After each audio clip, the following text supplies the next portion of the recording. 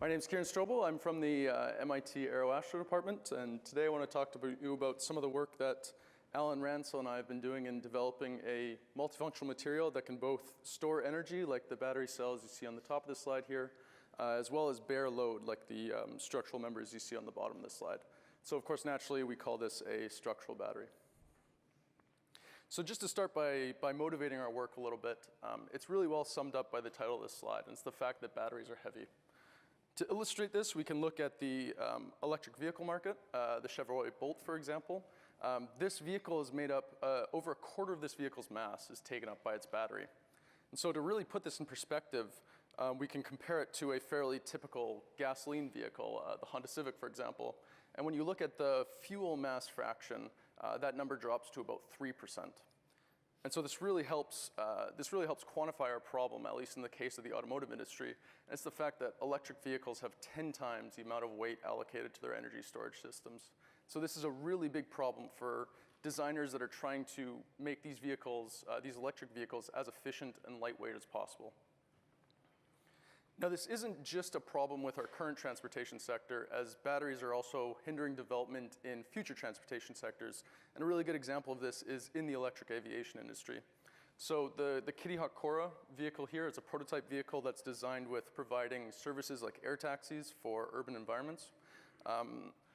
This vehicle has a very similar mass fraction breakdown relative to the electric vehicles we saw in the previous slide. However, of course, since it's flying, it's much, much more sensitive to its weight. To actually look at some of the technology that's used in this vehicle, the Kitty Hawk Cora currently uses battery cells that have a specific energy of about 220 watt-hours per kilogram. However, in order to actually develop this air taxi service market, this flying car market, it's been commonly quoted that we need to reach specific energy densities of about 400 watt-hours per kilogram. So it's a 2x increase from what we're currently sitting at today. Now, in order to solve this problem, we've been taking a fundamentally different approach than what other research groups are doing. While other research groups try to develop technology to actually come up to this threshold, we're trying to bring this threshold down to us. And we've been doing that by challenging the assumption that the battery slice and the structure slice, we've been challenging the assumption that those need to be two separate pieces on the pie chart here. And we've been doing this with our structural battery technology. So what this does is it actually goes into the structural components of the vehicle, and it replaces those components with energy storing components. And this can extend or increase the effective battery size on the vehicle. And in turn, what this can do is it can actually bring that 400 watt-hour per kilogram requirement down to about 210 watt-hours per kilogram, and thus make a market like the air taxi service market developable using today's technology rather than the year 2030 like predicted. To actually look at how this would be implemented, it's worth looking at the construction of a typical UAV vehicle. This vehicle is about a meter by a meter size, so quite small scale. And the way it currently stores its energy is by using a brick-like battery that sits up in the nose of the vehicle. And so what we're proposing is to actually get rid of this battery altogether and instead use components like the wing panels you see on the slide here to not only provide the structural needs of the vehicle, but also provide the energy storage system on board. So these wing panels will actually power the vehicle.